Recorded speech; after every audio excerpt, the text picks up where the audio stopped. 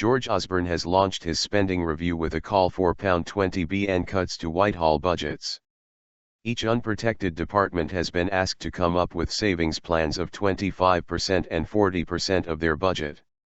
The Chancellor said departments had also been asked to help meet a target of 150,000 new homes on public sector land by 2020.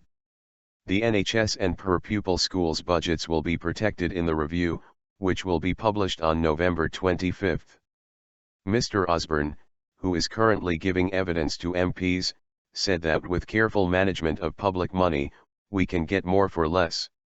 The Treasury said large savings would be required of unprotected departments, which have been asked to model two scenarios, of 25% and 40% cuts to their budgets by 2020. The BBC's economics editor Robert Peston said what was being proposed would require a reinvention of some services taken for granted by the public. Mr. Osborne has already unveiled £12 billion of welfare savings plus £5 billion of tax avoidance measures, which together with the £20 billion of departmental spending cuts make up the £37 billion figure earmarked to get government finances back in the black. Spending limits will be set for government departments, which will also be asked to examine the way they manage their assets and consider privatization and contracting out where necessary. The review document says it will prioritize spending which promotes innovation and greater collaboration in public services, promotes growth and productivity including through devolution within England, promotes choice and competition and which drive efficiency and value for money. Although full details will not be published until November, the document does include some details of specific areas for change.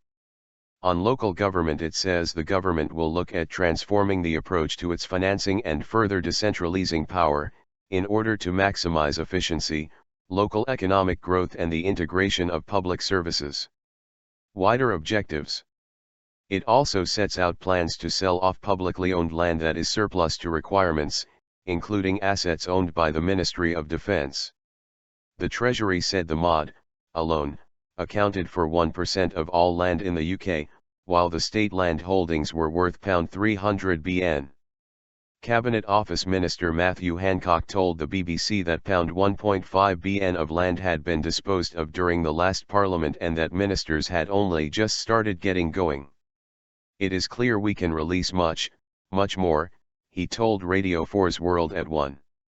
It also contributes to our wider objectives like house building. The two go hand in hand. No more fat. But the BBC's assistant political editor Norman Smith said the scale of the cuts envisaged meant it would take a lot more than flogging off a few disused air bases to meet the Chancellor's targets.